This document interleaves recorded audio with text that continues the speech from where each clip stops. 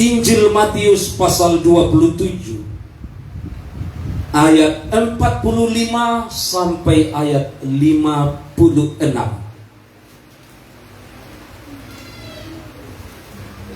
Jadi saudara Nober hitung-hitung ini jiwa supaya pas nanti ini gelas perjamuan. Saudara Nober nanti ditambah gelas Duralex.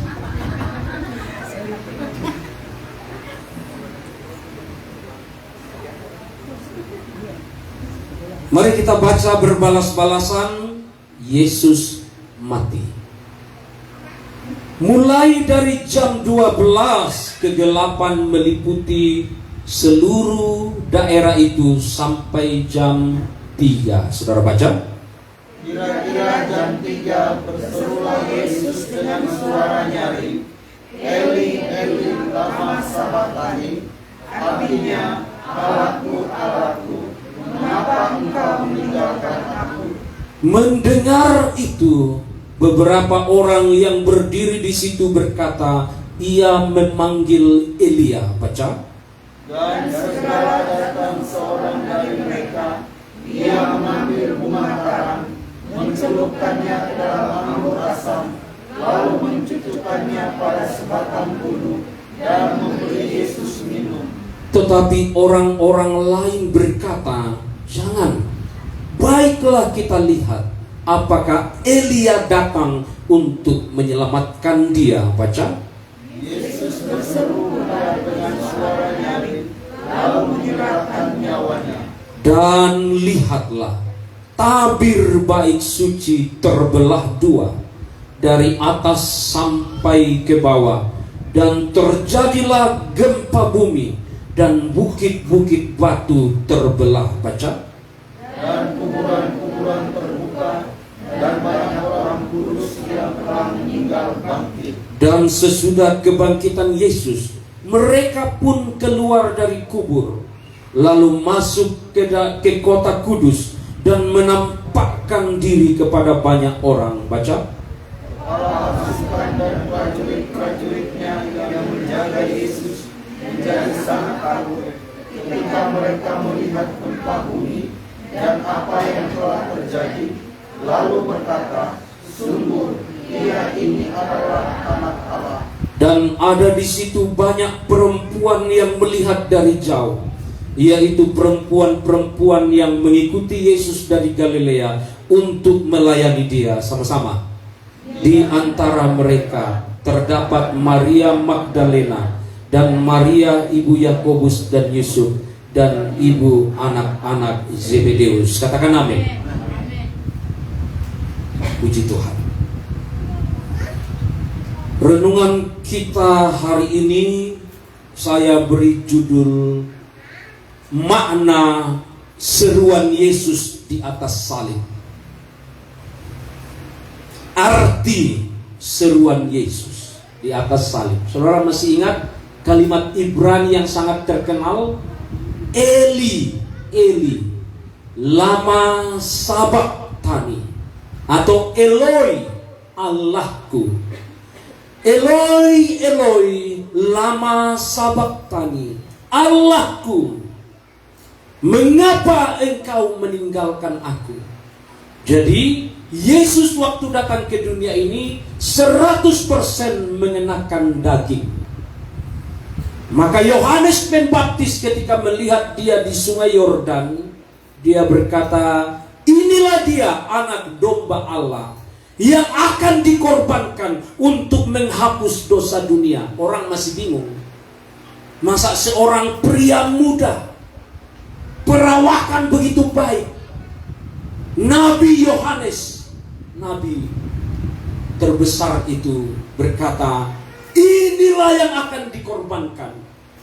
Benar, tepat pada waktunya Yesus memberikan nyawanya sebagai tebusan bagi kita yang berhimpun pada hari ini, bagi saudara-saudara kita yang lain yang telah dijangkau oleh karya yang begitu mulia.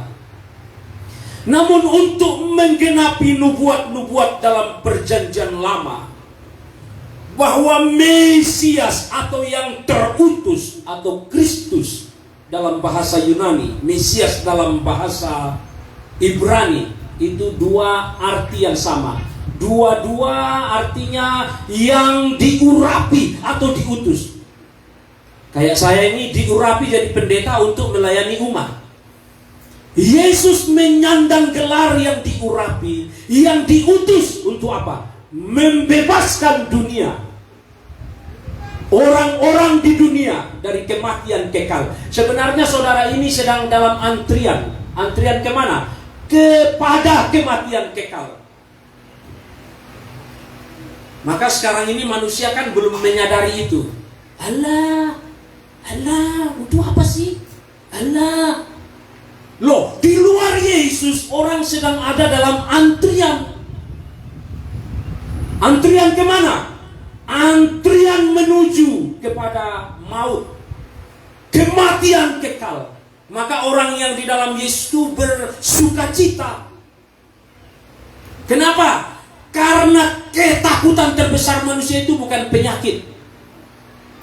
Itu hanya efeknya saja. Dia sakit, dia mati, dia kemana? Ketakutan terbesar manusia bukan penyakit. Ketakutan terbesar manusia bukan kegagalan ekonomi. Tidak bisa. Kita kerja keras di dunia ini pasti ada pulus. Ketakutan terbesar manusia bukan ditinggalkan. Meskipun ditinggalkan kita akan takut, sedih, emosi dan marah.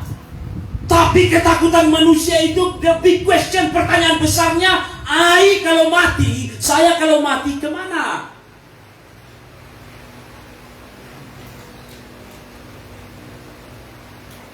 Di luar Yesus, orang mati tak ada kepastian. Umat yang lain masih berkata, semoga. Hanya orang percaya Yesus yang berkata, di tempat di mana dia ada, saya pun ada. Ini kita pinjam bahasanya Yesus. Supaya di mana aku berada, kamu pun berada. Cuma dosa harus diselesaikan. Kalau saya pinjam motornya Pak Peter, terus saya nabrak pohon kelapa, penyok hancur, kap-kapnya rusak semua. Karena selain saya nabrak pohon kelapa, pelepah kelapa dan buah kelapa pun ikut jatuh, hancurkan tuh motor. Terus saya datang dengan polos, pura-pura tak berdosa di rumah Pak Peter. Bang, maaf ya, NMAX itu hancur. Loh, kenapa deh? Saya hilaf. Saya ngebut, tiba-tiba bang, ada kucing nyebrang. Saya hindari, bang, habis itu pohon kelapa. Terus dia sayang, udahlah deh, jangan kau pikirkan itu. Sekarang saya mau tanya, dia berkata, sudahlah deh, jangan kau pikirkan. Masalah selesai di situ? Oh enggak, masih panjang itu baru omongan beliau. Sudahlah deh, beres saya kan, saya tidak mau tahu kapnya, tidak mau tahu remnya, kopling apa segala, saya nggak tahu. Dia yang harus menanggung. Kalau Yesus hitung dosamu ini, dosa kita ini, Allah, tidak layak. Kita semua ini tidak layak. Darah Yesus yang layakkan kita.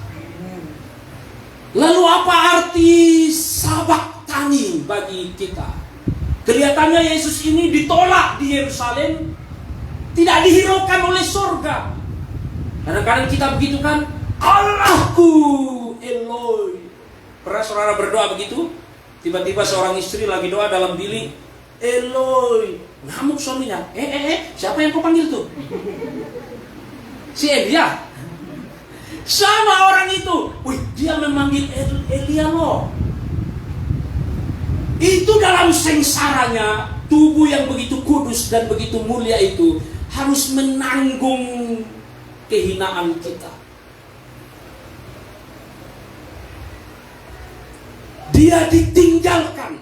Namun tahukah kita, sengsara Yesus, kematian Yesus di atas salib, itu yang pertama membuka pintu kepada semua orang.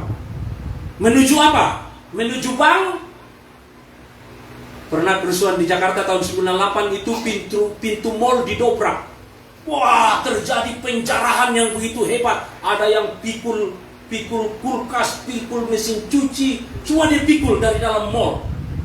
Mall di Klender itu, Jakarta Timur, yang bukan Balaya. Tiba-tiba api membesar dalam mall, ribuan orang mati. Tahun 98, Bapak masih semester 2 kuliah. Karena pintu terbuka, orang kalaf. Dalam kematian Yesus di atas salib, itu pintu terbuka. Dulu nggak boleh bagi orang Israel 1 kali 1 tahun imam besar masuk itu bawa darah anak domba yang tak bercacat. Tapi waktu Yesus mati di atas salib, ayat 51, itu pembatas bahasa Torajanya kulambu. Katakan kulambu. Kulambu itu kain yang jadi pembatas. Dalam agama Yahudi ada 4 jenis kain. Kain ungu tua, kain ungu muda, kain 4 lah. Pokoknya itu tebal begini tebal begini. Ini ditarik kuda pun tidak bisa robek ini. Tapi waktu Yesus mati, itu koyak dari atas sampai bawah. Akhirnya orang bisa melihat ruang Maha Kudus. Artinya apa? Artinya yang terbatas itu, setelah dia tergantung atas salib memberikan nyawanya, setiap orang boleh datang. Tiap hal boleh dibawa. Pergumulan atau kasihnya. Kita datang pada Tuhan kan 2. Karena kasih kita kepada Tuhan. Kadang-kadang kita datang pada Tuhan karena pergumulan. Tiap hal boleh dibawa. Tanpa pendeta pun saudara bisa berseru di rumah, Eli, Eli. Atau sedikit lebih keren, Eloi. Atau mau pakai bahasa ibu, Bapakku, Bapakku, aku sakit. Bapakku, aku bergumul. Saudara tidak ditolak. Karena imam besar kita bukan Kayafas, bukan imam besar di Yerusalem, tapi imam besar saudara adalah Yesus sendiri. 1 kali dia masuk ke ruang Maha Suci, membawa darahnya. Maka orang Kristen berkata, darah Yesus berkuasa. Kadang-kadang darah Yesus berkuasa dia pakai ngusir setan. Tapi darah Yesus berkuasa itu berkuasa membasuh mulai dari ujung rambut. Membasuh kita dari kuasa dosa dan maut. Mari kita lihat di mana ayat yang menceritakan bahwa Yesus menjadi imam besar. 1 kali dia buat untuk selamanya, sehingga kita bebas beribadah. Dalam bahasa Toraja mengkaulah, dalam bahasa Inggris worship. Worship itu penyembahan. Mengkaulah itu datang memberi penghormatan, bahasa Torajanya. Bahasa Indonesia beribadah. Coba saudara lihat di kitab Ibrani. Jadi waktu Yesus disalib itu, tabir pembatas ruang Maha Kudus dengan ruang suci, ruang yang tak boleh disentuh oleh umat, hanya imam besar, itu dirobek, dikoyak, supaya setiap kita dapat berseru, ya Abah, ya Bapa. Tiap hal boleh dibawa dalam doa padanya. Tiap hal boleh dibawa dalam doa padanya. Katakan tiap hal. Tiap hal boleh dibawa dalam doa padanya. Haleluya. Tidak ada orang yang bisa masuk ke ruang Maha Kudus, tapi Yesus telah buat bagi saudara. Ibrani pasal 9 ayat 12. Ia telah masuk, Ibrani pasal 9 ayat 12. Ia telah masuk 1 kali untuk selamanya ke dalam tempat yang kudus, bukan dengan membawa darah anak domba lagi. Jadi imamnya orang Israel Yahudi itu bawa darah anak domba yang tak bercacat, tak bercela, yang dirayakan sebagai korban Paskah yang kita rayakan hari ini. Tapi anak domba yang Allah sediakan, yaitu Yesus Kristus, masuk ke dalam, membawa darah apa? Darah apa? Darah siapa yang dia bawa? Baca baik-baik ayat itu. Darahnya sendiri loh. Darahnya. kesalehan korban yang begitu utuh, begitu mulia, begitu nur dalam dunia ini yang bisa memuaskan keinginan Tuhan. Tidak ada. Maka mustahil orang berkata, aku bersedekah untuk selamat. Nggak ada, nggak mungkin. Pertanyaannya, sampai di mana sudah sedekahmu, sedekahmu untuk menjamin kau selamat? Nggak mungkin. Tuntutan Tuhan, kedaulatan Tuhan, darahnya yang dia bawa untuk menyucikan para WL tadi, para pemain musik, para jemaat, darahnya dia bawa. Langsung pada ayat 14 bagian terakhir, supaya saudara dapat beribadah. Itu yang saya bilang tadi, bahasa Torajanya mengkaulah, bahasa Inggrisnya worship. Menjadi pelayan. Maka Petrus berkata, you semua ini pelayan yang berkerajaan, imamat yang rajani. Maka meskipun kita mahasiswa, ibu rumah tangga, bapak rumah tangga, karyawan, karyawati, jangan lupa kita ini pelayan Tuhan, imamat yang rajani. Imamat itu, para pelayan, rajani itu berkerajaan. Saudara melayani Tuhan dalam kerajaan, kerajaan yang kekal, tak tergoncangkan oleh maut. Itulah iman Kristen. Bagus kan iman Kristen ini? Bagus. Orang masih berjuang di luar sana, tapi Yesus telah menang dan engkau lebih dari pemenang. Kan pernah Pastor Leri Kuban itu mengajar kita. Lebih dari pemenang apa sih? Lebih dari pemenang bukan kita yang bertinju di atas ring, tapi kita yang menikmati hasil kemenangan itu. Siapa yang menikmati hasil kemenangan Mike Tyson dan Muhammad Ali? Siapa? Elias Pikal.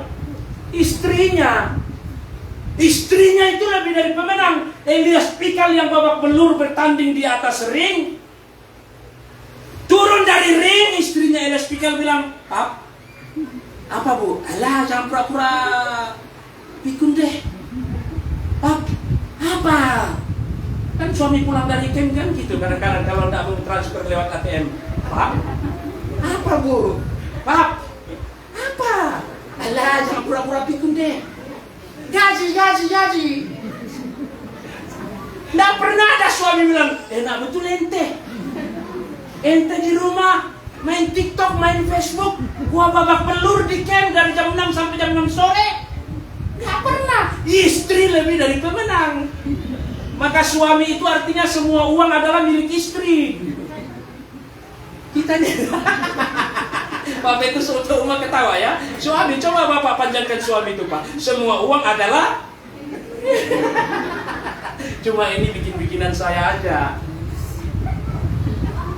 Jadi Yesus yang tersalib, kita lebih dari pemenang. Maka ada lagunya itu, lebih dari pemenang dalam segala perkara. Oke ya, supaya kita dapat hidup beribadah. Jadi matinya Yesus disalib, ada akses pintu besar terbuka.